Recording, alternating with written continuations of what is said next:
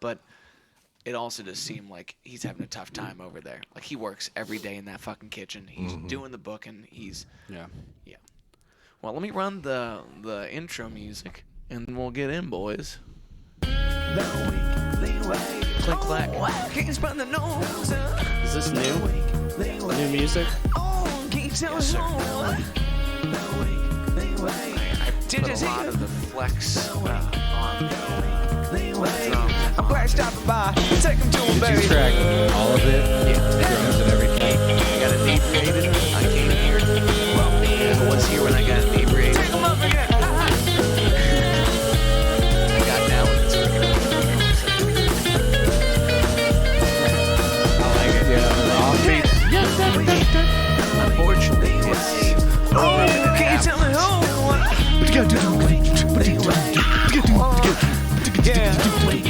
because I'm gonna have to edit so much out of this. Bro, And no, a multi-track talking over the theme song is the best part of a podcast, bro. No, I'm cool with all that, John. Listen, like, you don't have to listen to any of the music I play, and I get it, you know. But what I was saying is, I am multi-tracking the drums. If either of y'all want to add a fill into some kind of political statement and or On that? deep personal appeal, yeah, you want to get over there real quick? You know what to do, John. Let it fly, John Douglas. Yeah. You got Just nothing but roto toms. Nick, would you lean to your right, my left? this way? Yeah, so we can see. We won't be able to see John anyway. All right, John, this is just for the people's hearts, but not for their eyes. You know what I'm saying? right. I'm not going to move the camera. I'll never get it back. That's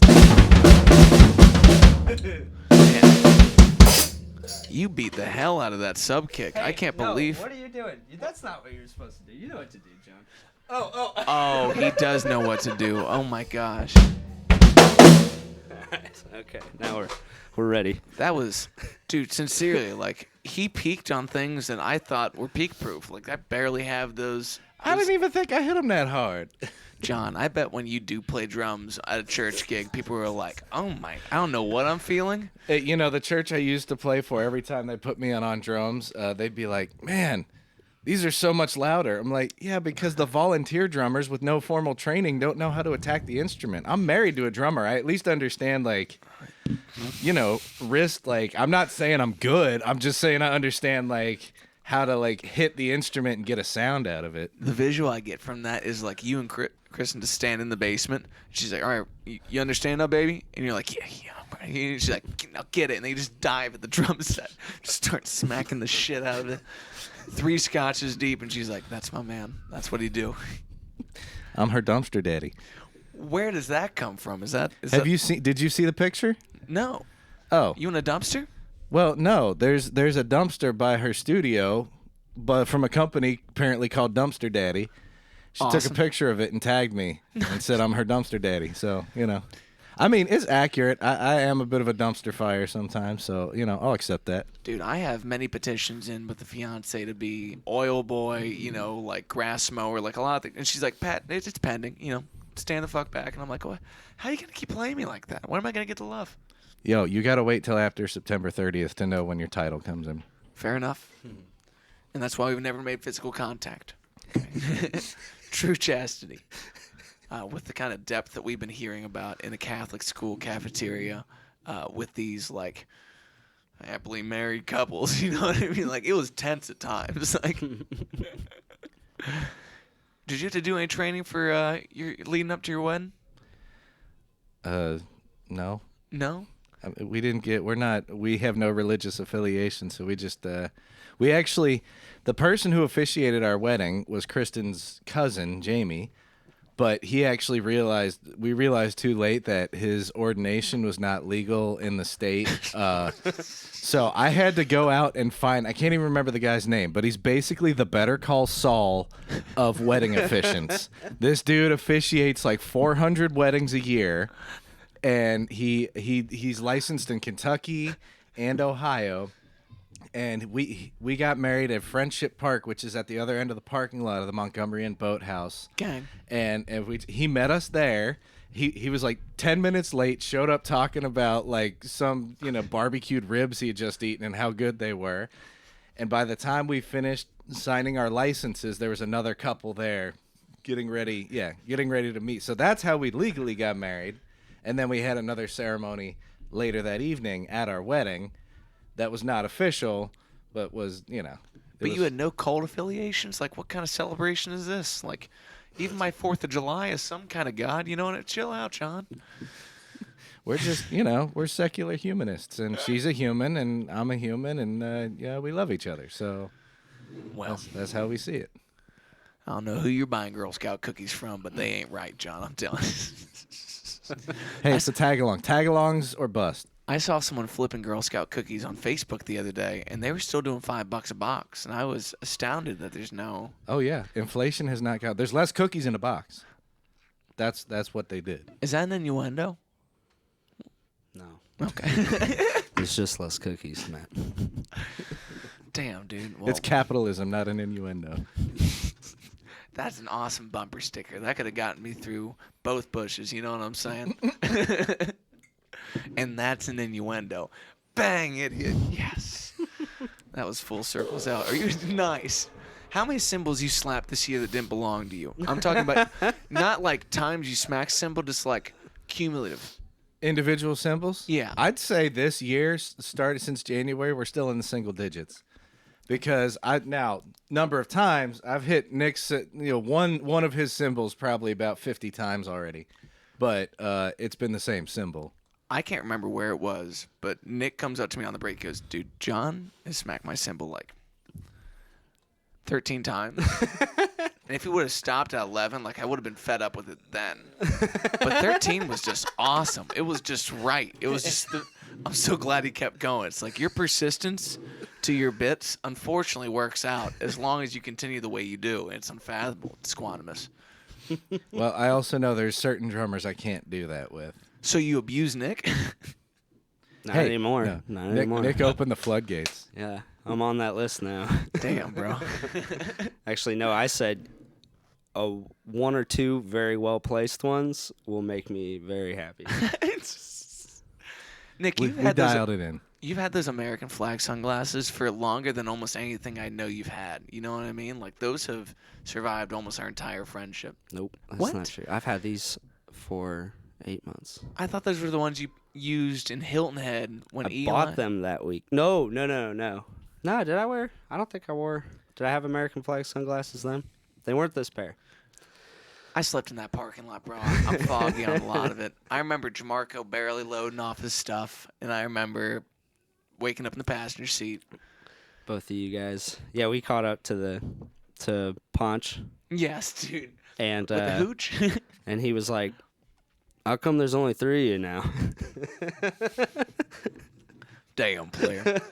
Me and Sammy had a wrestling match on the beach that disturbed some families. And Yeah. we had to get broken up by a mother who was just mad that we were showing off our moves, man. You know what I mean? Like, I've only seen so many amateur fights on Facebook, but I've definitely learned something. When was this?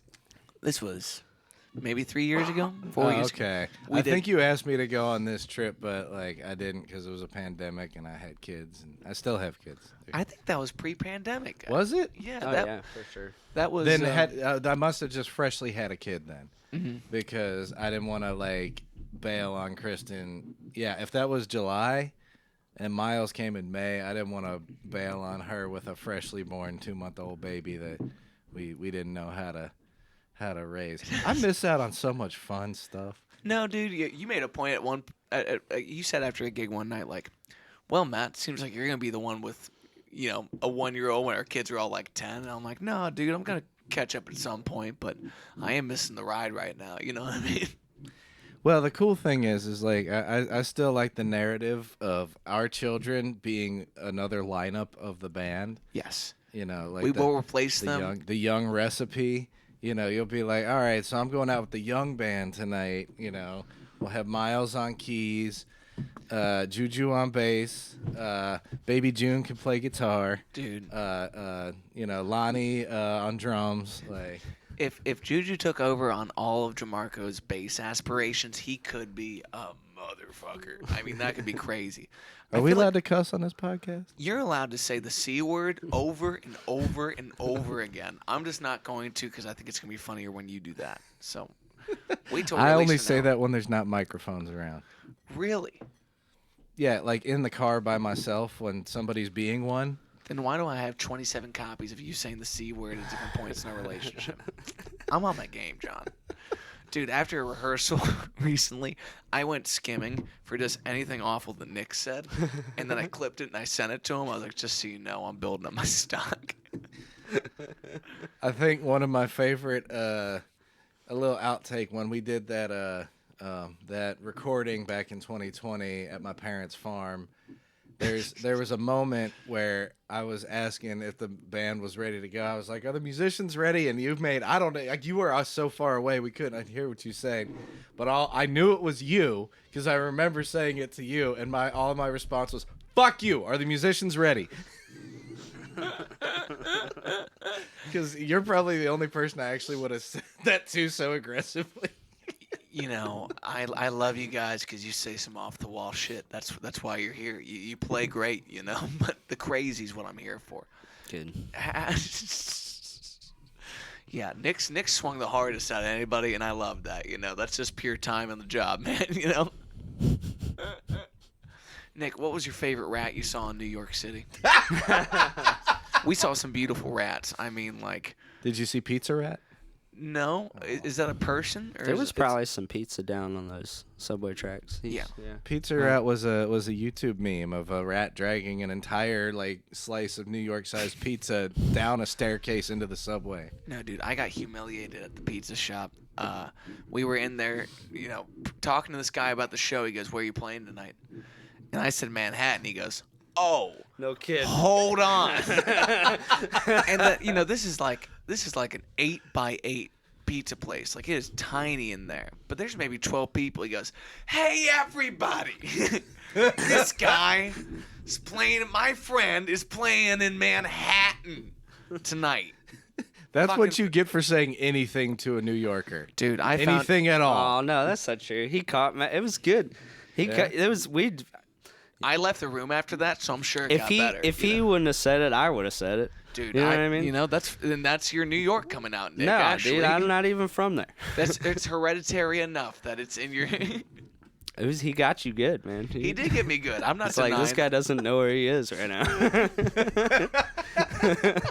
Did it look like it in the first place? I mean, I assume that's where all the pizza places are. They're in Manhattan. Queens is just a giant suburb, right? Dude, I don't even know. Like Nick could tell you far more than I could, and I don't even want to talk about it. Kind of. I've never really been in. My whole hung out in policy Queens. with New York is I'll go there as long as I'm not driving. I don't care if there's no vehicle or if somebody else is driving it, but that's my only policy. I love New York if I don't have to get behind the steering wheel of a car. Trick is put in neutral and lay on your horn. Someone's gonna push you from the Yeah. back, okay? Yeah. And just steer straight, brother. You know what I mean? Pay the tolls, and Yeah. you're good to go. Pedestrians are not even a worry. Yeah, There's those so tolls. many, you know, it kind of Those expendable. tolls, like Eric Adams will just like come running down the street after you if you miss a toll. Like, I didn't know the Lincoln Tunnel went underwater, and Nick made me terrified of a whole new thing. that's like 75% of the outline of New York City is water. So yeah, I don't look at it on a map. That's the whole point of the tunnel. Okay, hey assholes. Once again, New York is showing Nick. This guy are wants you familiar with the Channel? the channel. Is The that a chili tunnel? It's- What is- It's a new skyline item. It's Featured- capitalism, not an innuendo. It's the Channel Tunnel. It goes between the countries of England and France underneath the what is it, the Caspian Sea or whatever. It's the little sea in between. Oh, the English Channel is what it's called. Duh. And it's 26 miles Channel of tunnel. tunnel underwater. 26 miles. Channel tunnel. 26 miles. 26 miles. I rode that train. You look out the awesome. window and it's just pitch black the whole time. How much further is that to go from Alaska to Russia? In like the worst part, but closest by proximity, 200 miles or something like that. I Why don't can know. we do that, Yo, ask your boy Putin. dude? Vlad. Yeah. Vladdy McVladface. I heard if you drink 25 fretboard Vlads, you can actually get on a direct line with him. Okay, but it's all telepathic and he speaks Russian, so very confusing shit. But great hang, I'm sure. Could I get another beer? I'm sorry. Oh, I guess. Yeah, we got Someone's got to open it. Someone's got to feed me this Oh, wait. baby bottle. I got this. Hey, man. I didn't even give you guys a weird intro. If You y'all want the don't lighter? know, this is the beautiful returning episode 1 and 69, Nick Hach. Actually, episode 2 and 69, Nick Hach. And then OG episode 1, the original on You Drunk My Battleship, Jonny Disco. Wait. I was the first episode of the podcast. You were the very first episode of the podcast, I believe. Oh shit! Yeah, and then you didn't want to get hammered on Battleship anymore, so I moved on to greener pastures. And then Nick Hach drove me into oblivion through a bottle of tequila that he wasn't even in the room for. It was, he devastated me, and I drank some nice shit. Well, Okay. no, you beat me really fast. That's what it was. Is like I didn't like. It, Did I whoop? You sank all of my boats, and I think I got one of yours. Like it was pathetic. Had we warmed? Had we been playing? We had played, like, that day probably we played 2 or 3 games, I think. Yes, on the episode, I think we played a couple of games. But had we been playing Battleship on there before the You Drunk My Battle? Okay, we were just because we started playing that early. Pandemic, Yeah. that was like one of the first things we did in the pandemic. Yeah, like, hey, you dude, all we can see, play like, you all had, Battleship I was and chasing Zoom. a toddler Yeah. around the house the whole time. Yeah, So you I were had- raising a family. I had to get permission to like go on the porch and be like, "You watch the kid. I'm gonna sit on the porch and drink this bottle of very old Barton," which I remember is what I was drinking because at the time I wasn't making any money, and so I was drinking a $23 bottle of bourbon. You say that like that's the definition of poverty. Like I was drinking a 23 bottle. I'm just saying, like when times are good, I might go with like a $40 bottle of bourbon. Class. Yeah. Booty. That's almost double. Dude, those Aldi bottles of wine though, I mean that's a different game. Like Yo, dude, 375 or 4? I guess at 475 now. I think inflation got to the wine, but yeah, dude. No, Aldi. You go there, you can get Aldi wines, you can get Aldi groceries, Aldi meat you want. You can get Aldi things. it really hit the best with Aldi meat you want. It just sounds kind of belligerent. I like that a lot. Yeah, but I think that's really increased the value of our sets, especially in the classier spots. Like, who would have thunk that once we moved out of trashy bro bars into classy steakhouses that our drinking would only magnify our greatness? You know what I mean? Like, as long as there's a sub on stage and we can drink heavily before, it's gonna be beautiful. You know? Mm-hmm. Steakhouses, we ain't, well, not really drinking much before steakhouses. Not drinking it all during the steakhouse, but just pre-gaming. You know what I Oh, mean? pre-gaming. Yeah, exactly. Yeah, I'm not trying to spend our whole gig pay on 2 drinks at the steak. I would do it once a year if it was consistent. I can't believe that it is every steakhouse I've played in is no comped. Nothing is comped, Yeah, nothing. Yeah, it's pretty Or- steep on that end. discounted or whatever. And like, I can understand that on food, but like, at least assume that your people want to have a cocktail on the gig, and if they choose not to, like, you don't got to take away from your primary biz. But I also understand, like, at the rate that some of these places pay, don't need a comp. At the Sure. rate that some of these places pay, I need a fucking comp. You know what I mean? Like, I want lobster, macaroni, and cheese on my set break because you treat me like trash. No, dude, I felt so good the other day just sending out some Google invites for gigs that I've been waiting on for so long. And I'm like, thank God. I It's saw those come in. I had to turn one of them down. John, you gave me a maybe on one. Okay. That's because it's the Friday after Thanksgiving, and I need to check. I have 2 families who are going to be wanting my time, and I need to make sure that I'm not going to take that gig. And everyone's going to be like, why'd you take that gig? I'm like, I don't know, so I can pay my mortgage? Like, Listen, John. why do you work at Procter & Gamble? Like, I don't question people on that. I'm just saying, give me a no so I can move on with my broken But I heart. want to do it. Yeah. Well, only if you bring Aldi wines, okay? I'll bring the box. Damn. The box. Capitalism, non innuendo. For- For the rest of my life. The US. box is $14, and it holds 4 bottles worth of wine. I don't believe that. I think it's 3 bottles tops. I mean, on the side of the box, it's got a little image of 4 bottles. That So- dude on the side of a liquid IV, it shows you 16 water bottles to 1. I'm like, bullshit. Who does this math? Ricky Ricardo, this is crazy. Okay, this is definitely some kind of scheme. There's no math behind this. It's just a dude who's like, When does it look impressive? Copy, paste, bang, idiot, send it out. I can't speak to those bags. Although we had to use one on our cat one time when she was really sick. With like a little syringe. Like Yeah, we took the needle, we took the bag. It's called lactated ringers. So I'd say Emily knows about that shit. And we poked it into like her behind her neck.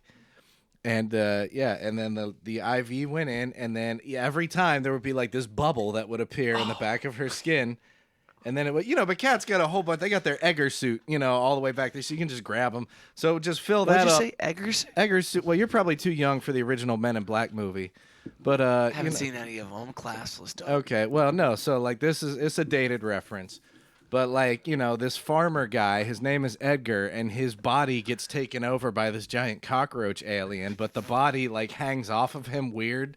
So there's his chin is like not a loose, perfect fit. and his wife, is supposed to be like this, country. So she's got a weird accent. And she's like, well, that wasn't Edgar. It was like some kind of weird creature in an Edgar suit. So now any animal that has floppy skin, which all dogs and cats all have floppy skin on the back of their neck, I call it their Egger suit. Can you really say that the human species doesn't have people with floppy skin? I mean, we all got Egger suits, brother. Well, yeah. Some people just more taut than others. Heard. The other day, I'm trying to cuddle up and watch a show on Netflix with my lady, and she's like, "You're like one of those hairless cats." I'm like, "Look at my hair. Why would you say that? What about me says hairless cat?" She goes, "I don't know, baby." It was like, it hurt. I'm still holding on to it. I mean, I don't know that's better than Dumpster Daddy though. I mean, No, Dumpster Daddy's definitely like in the category of kink, and I can dig that. You know what I mean? It's Rumpke's game, but you can be the new name in that game. Disquapolis. I went to Jungle Gyms the other day, and they have those porta potties that you go into the bathroom. it's And not Emma's actually like, a porta potty. I know, but Em was like, "I'm not going in there." I was like, "Baby, you gotta trust me. It's cool." She wouldn't even open the door to like peek in and be like, "Oh, this isn't actually a porta potty." No, she committed to it. She comes back out. She's like, "Didn't like that." But we did have a good time getting a beer, dude. I got an Urban Artifact beer, always kicking hard, always swinging for the fences. A percentage you did not expect in a Midwest fruit tart. Hot diggity damn. Do you ever miss working there, John? Yeah, I mean, especially now that they got the listening room in there, it's really cool. Although It's gotta be so bittersweet. Although I now that I don't live over there anymore, it's not as bad. Yeah. I mean, I don't know. I think like it was like any club, the pay rate for me working there a couple nights a week was not super sustainable. Now, granted, Devin, that's his like full-time job. He designed that room, he manages it, he maintains it, he manages the stream. He's involved with the radio station, so like yeah, he's probably, working a full livable wage there. Yeah. Well, and also, I forget about Andrew in the fact that, he bears more than half that load. Like, they both are working at 110% all the time to make that thing happen. Mm-hmm. But boy, does it fucking happen. Like, Oh, yeah. I went in the other They do day, and, it like, right. the video quality was just so much different on, like, their main cam. And I was like, what happened? He goes, I figured out how to use that right. And they switched it to the Adante system. It's just like, it's smooth. I did peek it out with a weird loop the other day. I was bumping, and then everything stopped. And then I was sad. But I ate rib tips, and then went back to playing my instrument, which made me sad. I left sauce on my strings, and I didn't get new strings. I got to get new strings for tonight. Well, yeah, otherwise you're going to break them again. I'm going to take a second guitar in case I break one, but I'm really upset about my choices with the rib tips. It really messed up the life of my strings. You're at Tin Roof tonight? Yeah. At 9? I'm sorry. Yeah, 9 to 12. You bored? You No, trying I to got- bomb? I got stuff to do. You trying to get kidnapped? Yeah. John, you got a family. Why don't you come down to Tin Roof tonight? Hang out for my set. The perfect family establishment. Dude, facts. Cement because it's easy to clean. You know what I mean? But they don't clean it though. So Dude, it's- they put a permanent rug Sorry. on the stage. They're allowed to know. I mean, if they end up watching this program, they should know that we love you, but we have sanitary questions. They taped a carpet to the center stage there, and it's like, for what purpose? Like, it looks like it has a perm. It's all curled up and weird. You know what I mean? It's If you suck the liquor out of that thing, you would die of alcohol poisoning.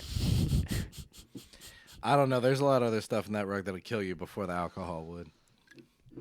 Why don't you name some examples, John? It's mostly just alcohol, I think, and maybe water and sweat and maybe spit for some of those nasty bands. Yeah, you know? but we got to talk about all the venereal diseases and other things that have, like, you know, are just buried in there. You guys are missing the big one, afterbirth. Okay, Like, I'm not saying I was born at Cincinnati, Tenerife. I was born in the tin roof. Dude, that's a lot of carpet to get soaked, you know? I think everyone spits accidentally on the stage. I always hate how LEDs make me, like, really see. Your spit? Yes. Yeah. And I'm But like, you're spitting on the people. Thanks Drummer's for- spitting on the rug. way to weasel you out of this one. I mean, you know, I bled on the floor up at Bogart's. So, you know, John, and that is carpet. you think you're the first? There's a lot of bleeders in our music. Oh, scene. I'm sure there are. There's people that dude, I was listening to Ric Flair on a podcast the other day. He goes, I make 50 if I wrestled and another 50 if I bleed. What's a guy gonna do? I'm making $100, baby. Could you imagine? You walked onto a gig, they're like, hey, you can make double your normal pay for a little bodily fluid. You know what I'm saying? You know what I'm saying? You know what I'm saying? You know what he's saying? Why are you getting distracted by the dogs barking, John? There's Listen, the dogs barking and my kids are up there. in a compound like this, we got a lot of dogs you don't need to know about that bark, so just ignore half of them. Those dogs are barkers anyway. Facts, dude.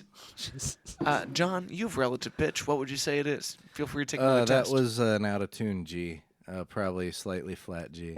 Dude, that's very impressive. My reference for G is the song "Every Rose Has Its Thorn" by Poison, and I hate that, but I can't stop. Do you think this is an E? Boom.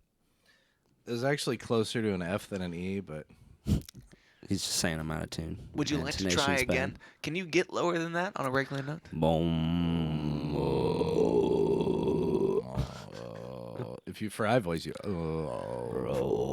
I'm always fascinated by, you know, learning a lower range takes such a different discipline of the diaphragm. It's such a weird thing. There is a physical limit to it too. Like you can only get so low. You know, like you can condition yourself to go a lot higher, but the conditioning you do literally bottom out physically.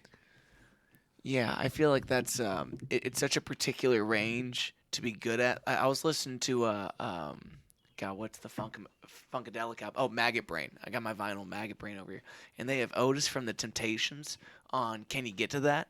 And his voice is so recognizable. It's just like there's so much top for a baritone. He has such great articulation in the word. I'm like, how the fuck do you learn how to do that? Like, what a maniac. That's cool. Who's buzzing? Oh, John Dopolis. You buzzing? It's Kristen. If you need to Uh-oh. take it, feel free to take it. Only I on probably the mic. should because I got both kids. What? Since when? How's your dinner? You've been holding that beer like so low that I forgot you had it, and then you come up strong like that. Yeah. Don't you go seeping off that mic. I need you on this. Sorry. Bristle. How much do you need to eat the mic to get rid of drum bleed? That seems like such a bitch. I don't know. Do you? I do eat it though. Yeah.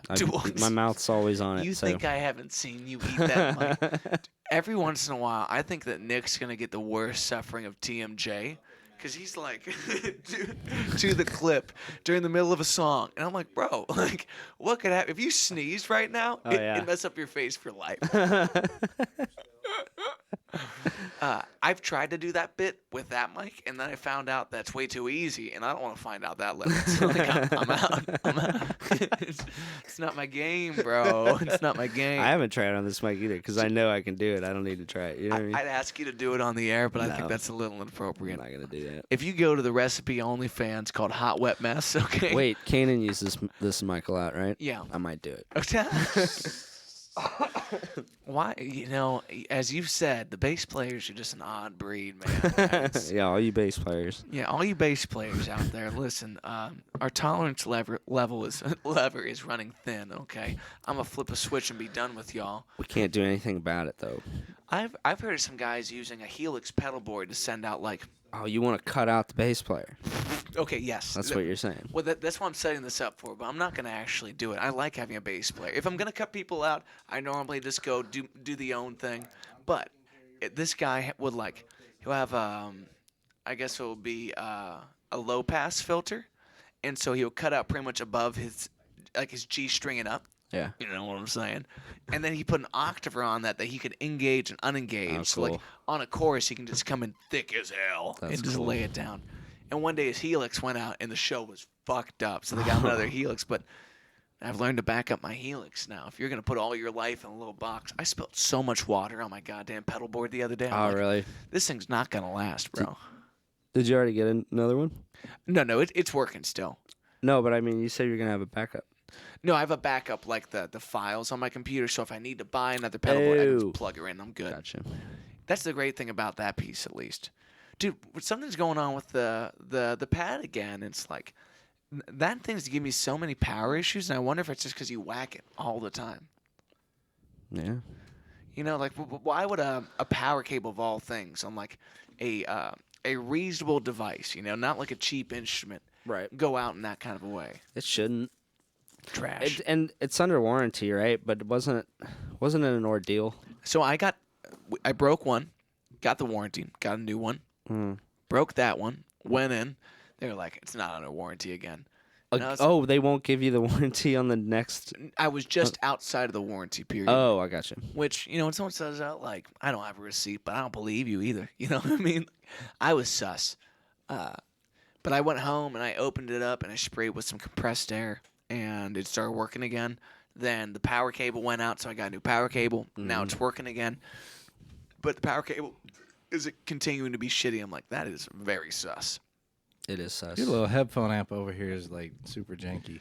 Really? I was just fiddling with it for like, well, if you push, You just walked back up. Don't talk shit about my is it headphone amp. well, hey, is you this get in better mono stuff? or some shit? You never come over, John, okay? Look, I put that there for the convenience of people that I don't even know that well, so. You better up your game here, sir. You never invite me over. You went and recorded Tommy Lee's whole album without even asking me if I wanted to be a part of it. Well, I'm glad to hear that it hurt your feelings. I was trying to. And I got that headphone amp thinking of just you, and then you come in and hurt my feelings. So are we even, John? You know what I'm saying? No, we're still both hurt. This is such a hard game, my friends. All right, I'm gonna go hide in the bushes about it then. Dude, I think that's one of the, like, there's a lot of bad drunk choices, and there's a lot of, like, in-between drunk choices that, in retrospect, are really funny, and that's one of them. It's like, you were testing the capabilities of your wireless while also I being wasn't oddly even wireless shy. then, though. That was back before I had my wireless. I was. Okay, well, you were trashed in a bush. What do you want me to say about it? Like, and That's some Sean Spicer shit right there. I was drinking, it was apple cider and Fireball, I think. You know, it was quite the beverage. I mean, for a backyard rager, they really got after it. We love you, Julie. It's awesome. Yeah. Man, that game is so difficult, though. Like, weddings are unpredictable. Corporate events are weird but relatively predictable. Private events are just like, why don't you just put your life on the line and come over here and play some tunes? You know, like, you could be locked in a basement for a month after that. It's pretty weird sometimes. Oh, yeah. Well, I don't asked know. you if you were cool with being kidnapped, you know? Or sometimes, You gotta be down. Or sometimes a week out, they just cancel the band and decide they want to DJ. Yeah, and that's also one of those situations where I should lawyer up, but I don't have any documentation, so. But I do have a good lawyer. God, that shit sucks. Thank you guys for putting up with a bandmate in legal distress. It's crazy that at such a low level you can have, you know, these ridiculous confrontations about who owns what and why they own what and what's that worth to you. You know what I mean? Mm-hmm. In such a subjective war. Like how do you guys feel about playing in a wide variety of projects and continually negotiating your price for your parts and your time and all that? In my experience, I don't really get to negotiate that much. I don't know. It's always been like, here's what it pays. Do you want to do it? Yeah. Yeah. Sure. No. You know what I mean? But I don't know, John. Yeah, the only time I ever have to do that is if I'm booking something that is not part of something organized that I'm already doing, and it's the client who's like, "What's your rate?" And my thing is this: you got to walk this thin line, because then there's like okay, well, I don't know what their budget is, so if I'm gonna tell them like, "Hey, this band costs $5,000," and then they're just gonna say, "We can't afford you," click, like then you just lose the business altogether. But if you lowball them, then they're obviously gonna take it. Yeah. Most of the times, band leaders aren't asking that question. What's Yeah. your rate? Yeah. Yeah. In addition to like, one of those is clients. The other one is a band lead. And it's like, do you want to be on this or not? But, with a certain amount of time put behind it too, it's like, who else is going to take your job? You know what I mean? Like there's always negotiating room in at least some aspects of it. But I also get like, when you're jumping in and out of projects, like band leaders can be really fickle. Like that. I haven't suffered that much because I got out of that game and just started trying to do it myself and do it at a place that I felt ethical about it. But like, I'm sure there's a lot of times where the frustration when a gig just dries up and you're looking at a band leader that you didn't feel done right by, or a band leader that you feel like there's unstated business. Like, what can you even do in those situations? Everybody does it differently too. Everyone's got a different idea of how to run their band and There's no normalization. what fair pay would be and what they think they can afford. You know what I mean? So it's yeah. And when you first met me, I was in that band, the Almighty Get Down, and we more or less every gig that we paid, we kind of put it in a band slush fund. And we eventually used it to like buy a bunch of stuff. We bought powered monitors. We got some in-ear buds. We bought an X32. We bought a van. We bought a trailer. Like we put all this money into that stuff, and we didn't really take. And that was 3 years of my life of rehearsing twice a week rehearsals, and we wrote 2 new songs in that 3-year period. Like talk about lack of being productive. That was a person who was a band leader who needed a handler, who needed a manager, but was also way too like self-absorbed and narcissistic to let go of the reins to any extent. Yeah, I think everyone needs someone that they can delegate their worst talents to when it comes to leading a band. It's like anyone that decides to wear the hat is inevitably wearing too many hats up until a point where hopefully things can go a different direction. But then there's so much room to skew at that point. If you do get picked up by management, they have ideas that person didn't have. It's like the best thing you can hope is that one person wants to hand things off well enough that we can steer straight as a team. And you and I were talking the other day about like, what's it mean when something feels like it just plateaus, and the frustrations behind it plateauing. And like, there's guys in different predicaments where we put everything towards one lump sum, or there's guys that contract in, or there's guys that have a handshake deal that's hourly, and there's so many varieties of it. But like, what makes you guys feel like a band is worth your time and creative ability compared to others? An average trajectory that looks like that. Average. Plateaus are going to happen all the time. They happen personally too in your practice and your everywhere.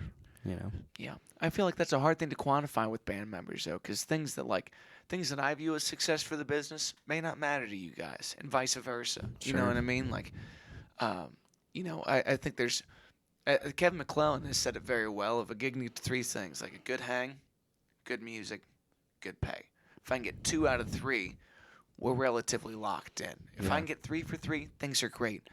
But over time, a gig with all 3 can quickly become 1 of 3 or none of 3. And it takes a lot of discipline to know when to step away from things like that don't serve you. But how many people get burnt out and jaded during that time of you should get far away from this, I think that gives me the luxury, since I play with this, other group, where there is no other goal other than to find high-paying clients and make money. and I know that that's all that is, and I don't have to invest any creative energy into it whatsoever. And having that as a workhorse allows me to be like, you know what, we're opening for Here Come the Mummies. Oh, okay, this is probably not going to pay that well. Cool, that's still a great show that I want to do. Yeah. That's things like that, and I know not everybody has that, but Well, so you have the gig that means the most to you in the year, the one that like the whole band can look forward to. If I put time into this, that feels like the best looking gig. Like it's good music and a good hang. Maybe it's not the best pay. You get 2 out of the 3 boxes. Um, but I think one thing that you guys have both served as in my world is people to bounce ideas off of and people to talk about those things with, and like especially with the way that you and I have talked about minimums, Nick. It's like that kind of thing puts things in reference not only for your other bandmates but for yourself. And it's redirected some things in my life. But like you said, you kind of need to know what gigs serve for you in your realm. Like we might go lose some money out of my savings to go up to the Northeast and go play some shows. And if there's people there, and if the shows are good, everything feels right. Unfortunately, there wasn't people there, but that kind of shit happens, and that's the risk you always run. But is that moving the meter? Does that quantify success? And to certain people it does, and certain people it doesn't. But they're good conversations to have, because when you're balancing your creative time, there's much more to lose, because life can be so short in that. Like, how long ago were you in the Get Down? How long ago was your last band? It's like, do I need something else to scratch that itch? Certainly. And how do you kind of feel like you're directing that time right now, Disco? Well, the kids are a monkey wrench. Yeah. Massive monkey wrench in any creative endeavor I'm trying to take part of. And simply because in my family, we both work weird hours, and it's really like I have not finished a task in 4 years. And so I really can't even think about like that's what I like about the recipe is like this is your music, this is your art. You let all of us have input, which I really love. You've taken tips from Nick, Jamarco, me, just on like, we'll say like, hey, what if you did this with this part, and just like make a little suggestion, and you're open to it, and that's great. And it is your art, but there's still something, the fact that you have us recording these songs with you, and we are the family. This is really a good sweet spot for my stage in life right now. I do have some people that I've been in talks with about like putting together some sort of like esoteric fusion kind of jazz thing, but I need leadership there. I can't spearhead that, and nobody else is making moves to do that, and I don't have the mental energy or the capacity to do that right now. Once these kids are older, maybe, but right now, like, I'm the garlic salt in the recipe. So That's an interesting way to put it, though, where it's like, you can have some really talented players looking at each other like, let's do something, but someone needs to start kicking at the door. I've been that guy before. I was that guy, for a couple projects, like Updog, my power trio. Like, if I wasn't the one, like, let's get everything together. Don't shake the webcams, John. Jesus, come on. Well, and now you do that in a product that does a whole different purpose. It's not necessarily the creative juices, but it's the financial freedom that you're gifting to however many players that are in that realm of things. But when something like Phlox, where it's like, I don't know enough about that band to speak on who was the initial spearhead, but now it's 3 people pushing with all of that creative energy in this direction. And I think everyone wants to find those. I want that. I want that so bad. Yeah, exactly. I think that's one of those questions of fulfillment. If you can't get that from a project, that's a really hard place to be, because we all have that mentality of, I want to give something my whole heart and feel it reciprocate. And sometimes, like in a project like mine, like maybe there's some times that you get to do that, and there's other times that you definitely don't get to, and that's just part of the inevitable also coming from the school that you guys do of just like doesn't even need a word or a lyric to go along with what we're saying here. It's like we just need to spread, you know. Spread. Spread them. Spread 'em. Dude, Wheeler Walker Jr., the Spread Eagle Tour just got announced. Oh, and no. I cracked up. Like, and there's some crazy cities on that. I always watch, like, artists that I really like Aaron Coburn and Noah Smith are good examples of people from around here that I watch their schedules to see what rooms are worthwhile. Like Jamie's is a venue that I found through those two. But then you see something like that pop up where it's like the raunchiest of country music going on a world tour, and it's like, buttfuck nowhere, Kentucky and Ohio, and I'm like, well, That's awesome. sounds like they're doing that in some kind of like H4 arena where they normally put cattle. They're coming out there and really rocking. Dude, I would love That's- to see. That really happens.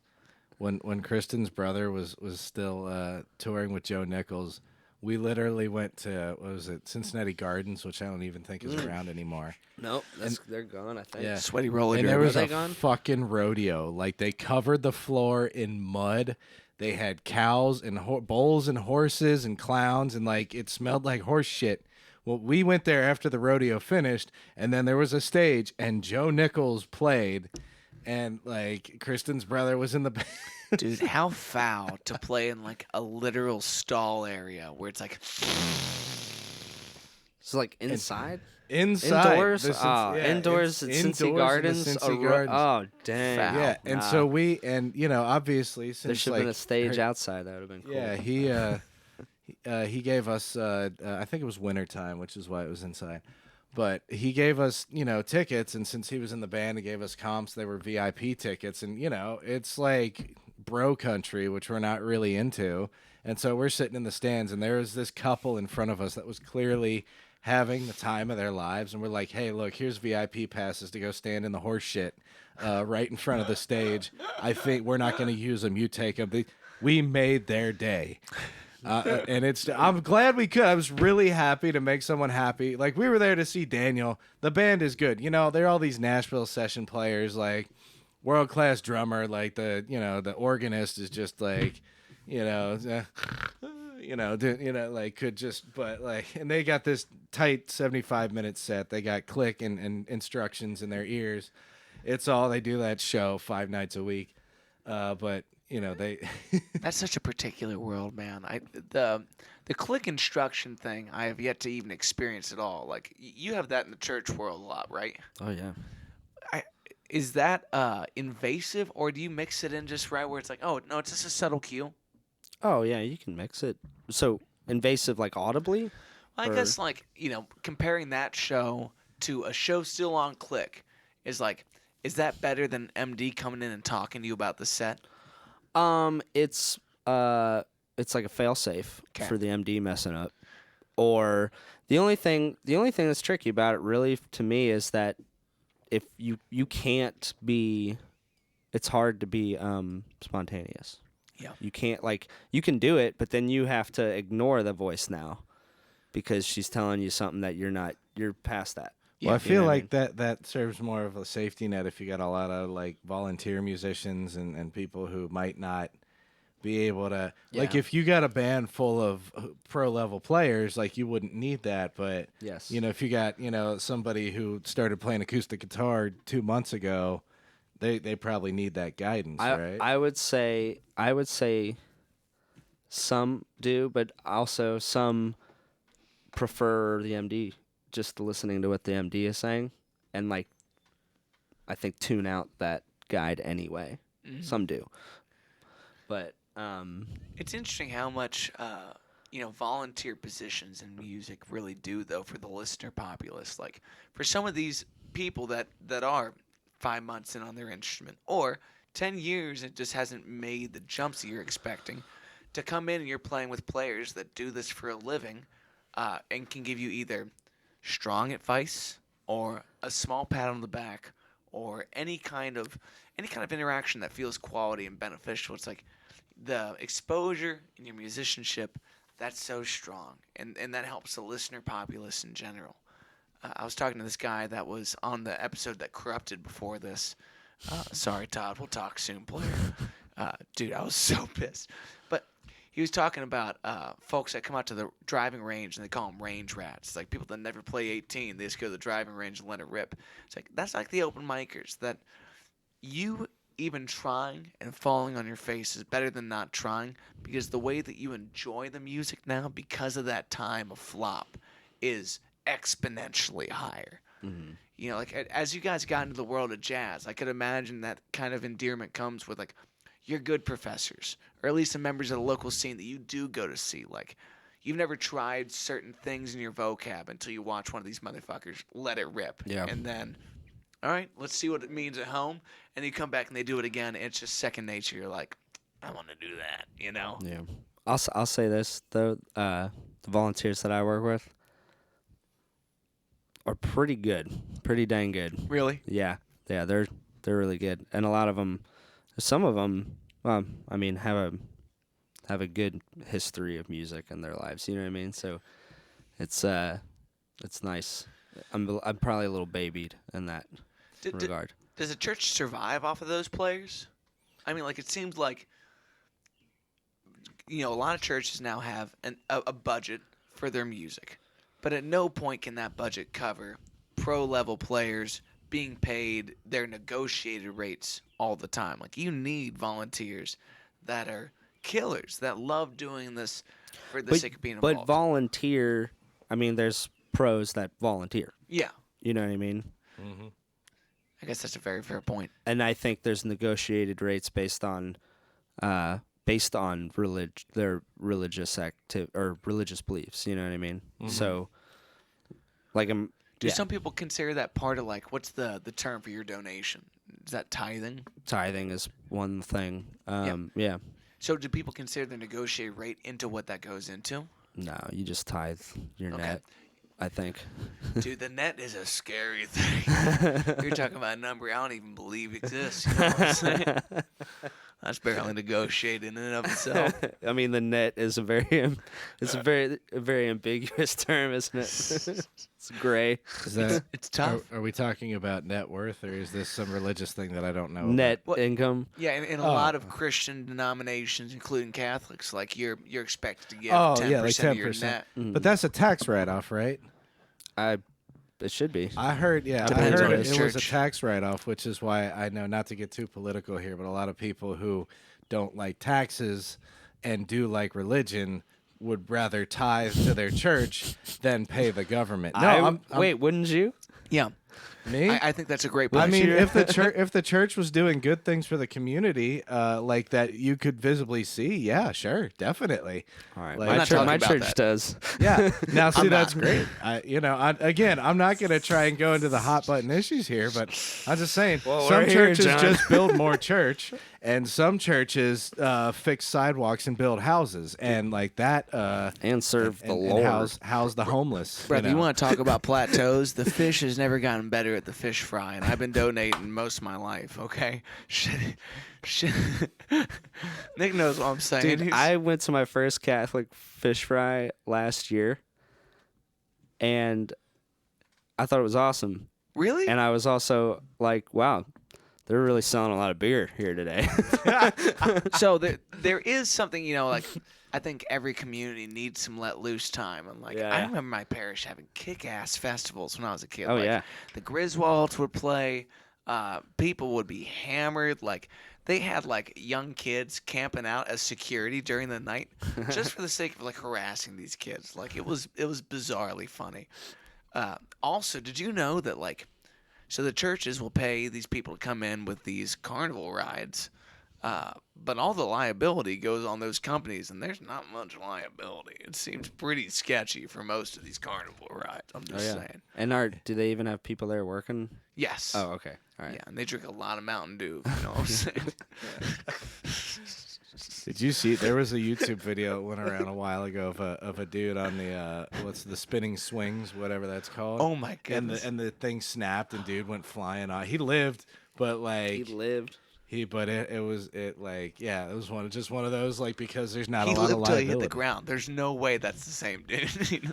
No, it was. Lawsuit. I mean, it wasn't that high up in the air, but like he went flying off. Is there a good settlement? Do you know? He better. He better have. Dude, so my parish festival was like, our school was the shape of a donut. There was a beautiful courtyard in the middle. So like you'd have the festival on the outskirts, and then around the donut, no sprinkles, no sprinkles. Leave that out. Let's go on Google Earth, find out for yourself. I'm not gonna tell you the school. You'll find it, Reading, Ohio. Okay. There's a gym over here. All the reckless youth would be behind this gym, doing illicits, doing the thing, while all the parents are over there hammered at the festival. And then you just have like the parish priest walking around, like drinking out of his sipper, throwing down, gambling. I'm like, this is really a paradox. It's really hard. Priest? Yeah.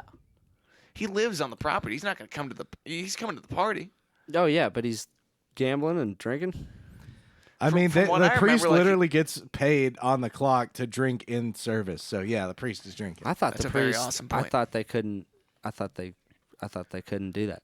No, I think that's on the Catholics list can. to do. Yeah. Catholics, no. Part of the game. Catholicism drinking is like a It's on the requisite. list.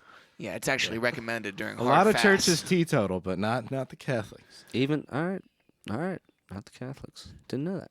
Dude, I went to the doctor the other day. Like I'm not on the best insurance right now. I'm 26 and self-employed. So, but I was like, okay, I'll pay the rate. I want to get my blood work done, check in. And I was like, all right, doc, based on what you see, what should I do? And he's like, less booze. And I'm like, shit, come on, brother. Like, Every doctor is going to tell you that. way to go, John. That's the kind of pro advice I needed to hear. I'm just saying You heard because it it's here. it's the, Someone's paying them, and it they don't is work the, for Miller Lite. it is the right advice. None of us like it. It is the right advice. politically right. What are you trying to say? I'm saying like drinking less is good for your body in general. Fair enough. But It is. I also don't like that advice because I like scotch. Dude, facts. I heard a bartender asking. Oh, she was chatting the other day, and she was like, "What would you tell someone if they said you choose their shot?" Because a lot of drunk young people come up to the bar and they're like, "Pick something for me," and she's like, "I always give them either Fireball or Rumplemints," and I'm like, "How violent are you being with your clientele?" I mean, I feel like that's expected though. Like that's that's what you expect at a kind of bar where somebody's gonna do that. Yeah, if you're gonna come up, I want somebody to get like a fucking 4 Horsemen or some shit. Like that's what somebody needs to get when they ask for a surprise shot. dude, I didn't know what it meant to have a bar tab till I would walk in to our Thursday night sets, and you would have had 2 Johnny Walkers by the time I got there, and our bar tab was gone. It's because I didn't realize Johnny Walkers were like $30 a piece down there. I got some whiskey over there if you guys want any whiskey, by the way. In that closet in the control room. Go, John. Run. John, what a... Do you still use this? Johnny, go. Do you still use the KZs, or what do you use? Those Shures? Oh no, this is a set of just 215s? no the No. yeah 215. Sorry, I thought you meant 425. Dude, I love the 215s now. Dude, I like they're fine. They get the job done. I think they sound clear, and they seem durable, and They definitely seem durable. I'll give them that. Because, like, I'm letting people use my pairs. They're sitting in there. I got those 535s that, like, I don't really know what I paid for. Like, I went with what the artist recommended.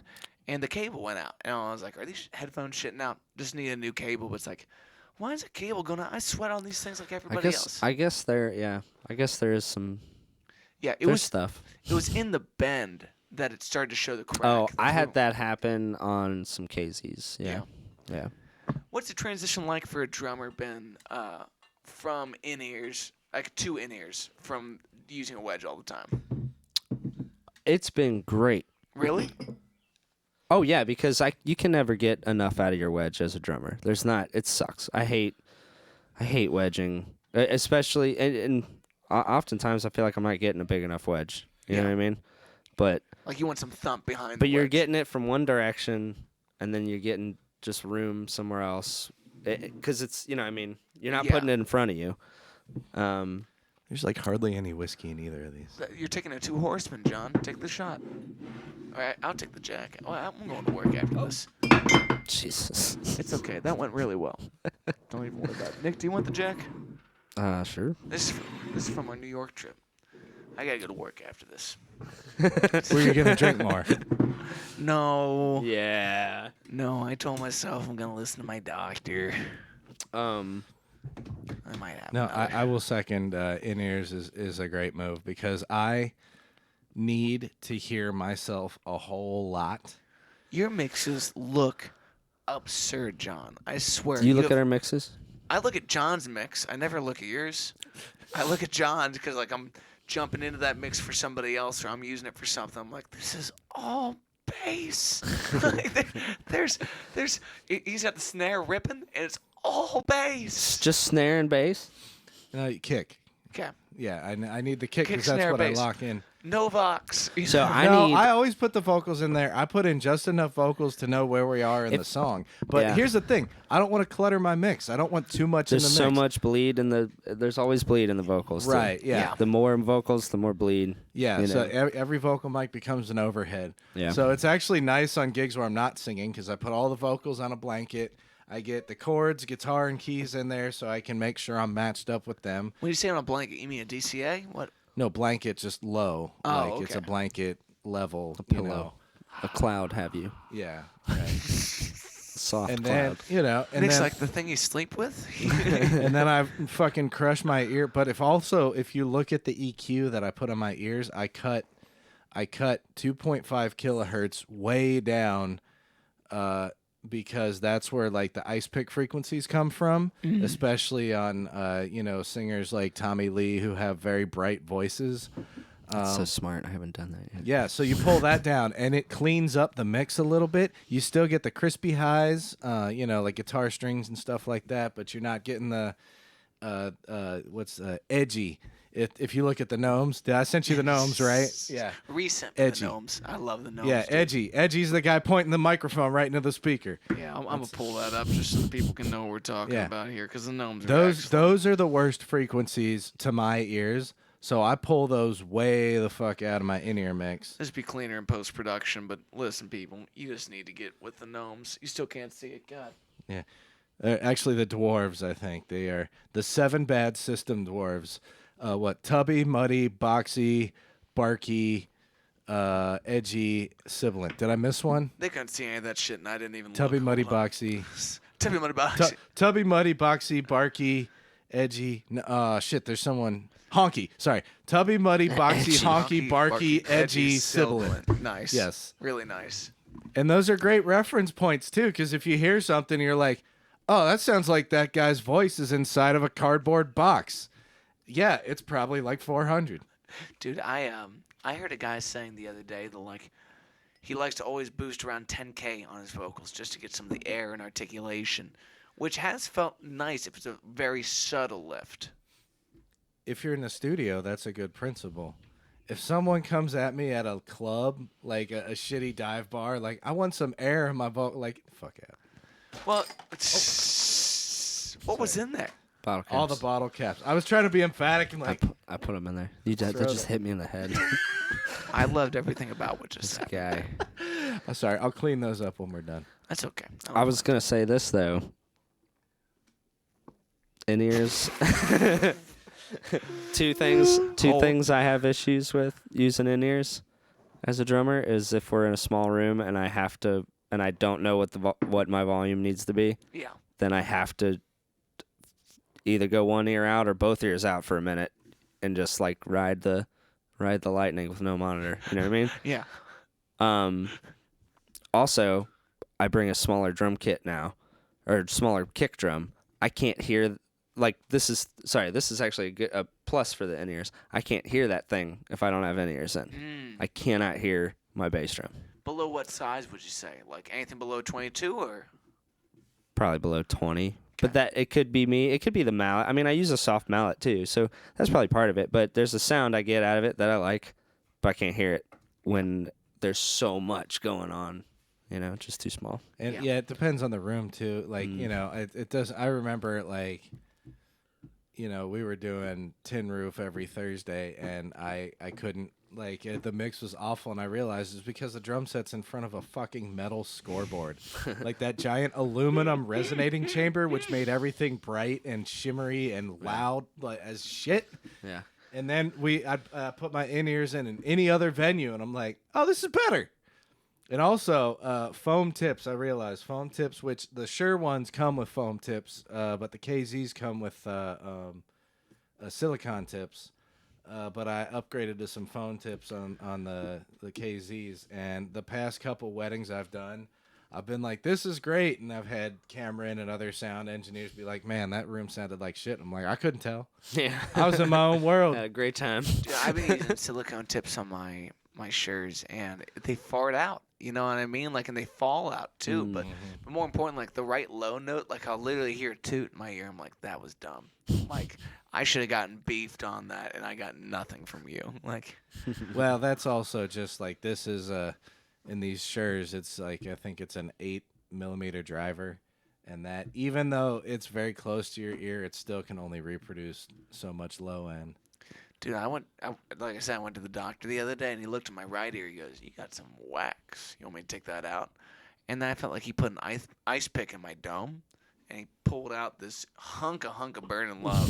Doesn't it feel so good after it comes out though? Dude, I thought for days about it. I'm still thinking about it. Like, honestly, I'm due because I can tell I got due, blockage too. in my right ear. I've tried doing the thing where I lay on my side and put peroxide in there, and you hear it go bloop bloop bloop bloop bloop bloop, and it loosens it up. But there's something, I think it must be like solidified and stuck to my eardrum because whatever I'm doing is not working. But I can tell it's still there. yeah, dude, I was horrified by it. But I was thinking that my right monitor in the studio was quieter, and I was like, am I just tripping? And he goes, I'm surprised you can hear with what's in there. And I was like, awesome. Like, I'm about to get some shit back. I feel like putting headphones in all the time, though, is part of what compacts wax. It does that. Yeah, you gotta stay on top of cleaning your ears if putting in ears in and shit. Wouldn't it be easier if we just cleaned each other's? Jesus. Come on, guys. We got like... All right, we're an hour 15 in. They could stand for another 45 minutes of us cleaning each other's ears. I'll do it.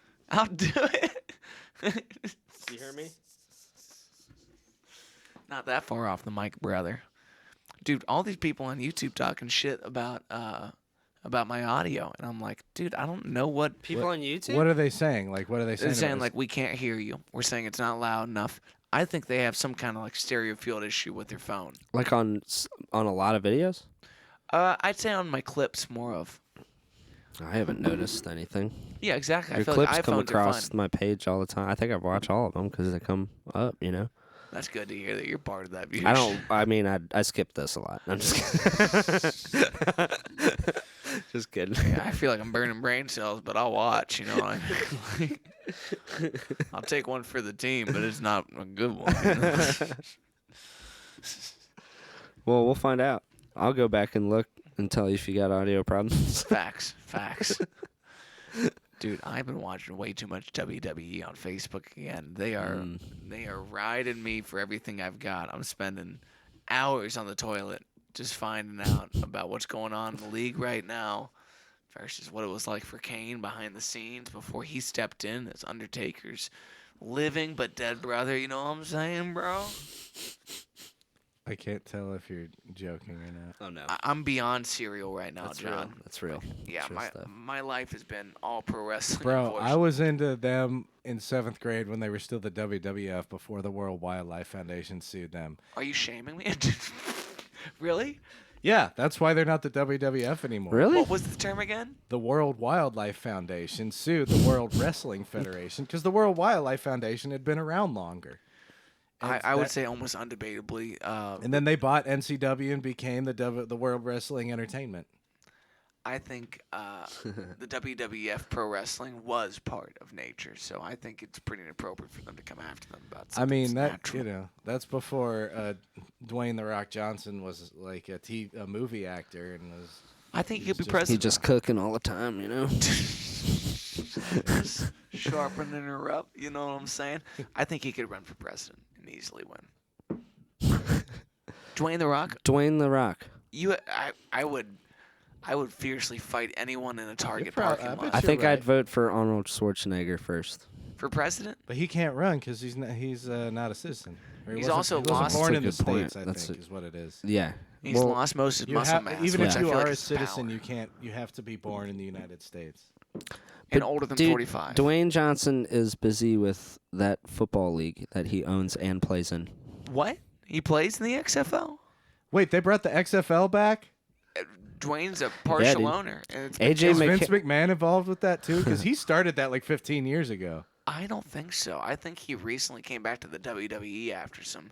I think allegations. he plays in it. He's always. It looks like now he wears a jersey to the games, right? No, he's got a specific team jersey on. Maybe he. Is he padded up? I think so. Dude, I could look. Should that look it up. Yeah. Is it the It's same? he's as, either padded up or his arms just really is look it, that is it big the same as in the a jersey. XFL from like 2004 or whenever that was? It's been on said- and off. The I said- XFL has been on and off. Yeah, I said- think they just get. It's new owners probably, but Okay, I just remember it was like a big deal when it first started. When Vince Yeah. McMahon started the first, like it for the first time. All I remember is watching one game and there was a player whose jersey just said "He hate me."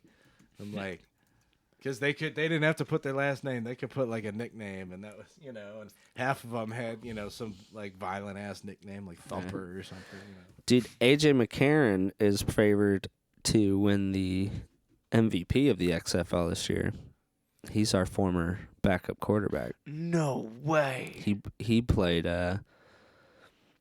he played the playoff game before the Burrow era, right? There was a playoff game we were like about to win in 2015. Well, we AJ had, McCarron was our quarterback that night. who was our starter? Was that Andy Dalton, but back he in had been 2015? out. He had been out for the last part of the season with a hand injury, Oh, I think. So AJ McCarron was in there, and he did okay. It was raining, the score was low, and both teams sucked, honestly. But we had it. We had the game. And there was like they dominated in the XFL. Who'd have thunk it? The Rock does not play, but he does own. So how Oh, many he doesn't teams? play. How many Right. teams are there? But does the XFL? he own a team as well as owning the whole thing, or does he just own a team? You know what I'm saying?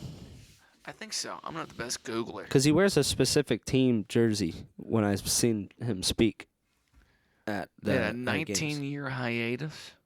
Okay, yeah, that's what I thought. 8 teams. Yeah, I'm not gonna Are get they much are they else. based given out from of this. like cities or is it like Yeah. You're asking a lot Yeah, of there's fucking a questions. AJ McCarron's on a St. Louis team. St. Louis something, I can't remember. I think the something's a good name. The St. Louis something. Dude, the that's USF, awesome. the Man, that team USFL, sure is something. the USFL was also playing this season, this spring. What the fuck is that? It's another like XFL. It's another like minor league NFL, basically. But isn't the whole thing with the XFL is it's like extra violent because there's no like physical penalties or something? no, That's what the X is for. actually, and actually they have like more modern like kickoff rules and stuff to make it more safe. It's actually Okay, safer. when it was started, it wasn't that way. Okay. It was supposed to be like the whole principle is it combined wrestling with football was the whole principle when they started it the first time because it was the Extreme Football League. Dude, I went to Italy on a class. That's what the X was. I went to Italy on a class trip as a high school senior, and they had like, in Florence, they had like this soccer field that they were about to have this event that's like rugby and like boxing combined, and these people just beat the shit out of each other, and then there's a ball in the back court, but it's just like 50 dudes fighting hand to hand, like 2-on-1, 3-on-1, no rules. It's so bizarre. Dirt field. Does that Florence have a water tower as well? Y'all don't know what you're talking about. I don't think so. Florence, y'all? I know, John. Your dad is so rough. I'm just saying, is it really Florence if there's not a water tower? Yes, it's actually the original Florence Hurricane Florence had a lot of water, I think. Hey, was Damn. the machine there at least? machine. Bert Kreischer. Bert Kreischer, the machine. Florence and the Machine? Oh. Oh, damn it! Shit. Shameful moment. All right, I feel like we gotta end On it this on musical that. journey. I really do. I feel like I gotta get to work. You have kids, John. Are we leaving early? We can run until 8 o'clock. No, if it's we- fine. I No, don't care. look. What do you guys want to do? It's 39 minutes. Let's Rochambeau. 2 out of 3. We'll stay for another 15. Who went? Oh, Wait, Doesn't matter. are we Let's doing just throw it out. three-way? This will take 15 minutes in and of itself. You can see how this is going. 3-man Rochambeau. Everybody wins. You know what I'm saying? Unless people tie, which is stupid. I don't think in even kids' sports they should be allowed to tie. Talk to the yeah. British about that. Is that a thing? Yeah, in football over there, the entirety of Europe, really. Like, tying is just a regular thing that happens all the time. Yo, It's watch lame. Ted Lasso. what's bro. the whole point? You could have just not shown up that day. You know what I mean? Yeah, I think that's got a lot of validity. It's like- so Ted Lasso is I thought it was Canadian.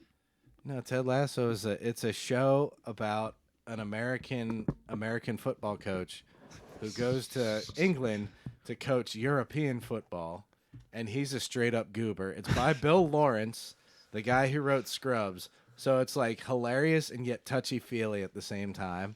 I enjoyed the hell out of Scrubs as a Yeah, kid. it's got that same energy where it's like sometimes you're really emotional and sometimes it's like one of my favorite jokes. This guy's walking through the office and he's got like a tray with a bunch of stuff on it, including his desk plant. And the guy's like, "Oh, is this your friend Robert?" And he shakes the plant's leaf. And the guy's like, "Yeah." And here's his friend Jimmy. And he looks up. He's like, "Jimmy Paper?" "Oh, Jimmy Page. Oh, how did I miss that?" And I'm like, it's a double Led Zeppelin pun. It's pretty good. But also Jimmy Paper is just fucking hilarious. It's pretty good. Jimmy Piper. John, Jimmy Paper? The things that bring you joy in this life are things that I tend to overlook, and I love that. You know what I mean? For all the scotch and dad jokes I didn't get, you're there for it. And it's down and dirty truth, baby. That's what I love about Chris Keith, man. The other day, he was walking into a gig and he just pointed at some bushes at the venue. And he's like, "These lilacs here, man, they're just gorgeous. Dude, and they smell great." Chris Keith, man. He's He's just like- such a he- great human being. Right? dude. He just like appreciated these fucking flowers in this little hedge. And I'm like, bro, that I didn't even see, I didn't think about that. It's just there. But of course it is. He did that when we on our way back from Aberdeen. He was sitting out front by this little babbling brook and just sitting out. The sun was coming up. He's just sitting in this Adirondack chair and just, enjoying like the sounds of this brook. He just got up to experience it for like 10 minutes. Dude, he came back from that walk Yeah. and gave M some of the flowers that he had grabbed. And I was like, look, I'll kill you if you try. If you make me look that bad ever again. He was on a couple episodes ago and was just beautiful. And they tried to make me play some kind of small wind instrument. I was like, Chris, this An ocarina? yes. Ah, Nailed nice. it. That's what Link plays. Dude, that doesn't mean I get it. I barely played Link. I like being Link. and- Link is still a thing. What? Link is still culturally You had relevant. Chris on? Yeah. Very recently. I want to do one with Chris and you guys. Dude, with the four of us, we need that the sounds... full. No, we need the full recipe. Yo. We need Jamarco. I'm not we need miking all those juice. fuckers up. No chance. No, That's- dude. We'll no, just get a couple mics. we'll just like, unplug all the drum mics and we'll have a thing. No, that's not what I'm looking to. or just make it like I'll help some you. some distance mics. You know what I'm saying? Do you know that I don't pay Aiden enough to look through this shit as is? Wait, You know, I thought he was gonna be here. No, I'm producing all the episodes myself too. That's why I file corrupted. You know what I mean? Like, Oh, if I- he's on the calendar. he's on the calendar invite. Mm-hmm. Okay, I'll kick his teeth in for that. My bad. should. Curb stomp. That's the only way to. Well, You know, listen. the file corrupted because he was aiding and abetting. End it. Yeah, we gotta go, guys. I gotta go to work. Hey, listen, Rock, everybody. paper, scissors, bazooka. This line up real quick. Let's learn. Rock, paper, scissors, shoot. I'm fucking out of here. You were out of frame when you did that, so it looked like I won. So I love you both. This has been a weird episode, everybody. We love you. Peace, players. See ya.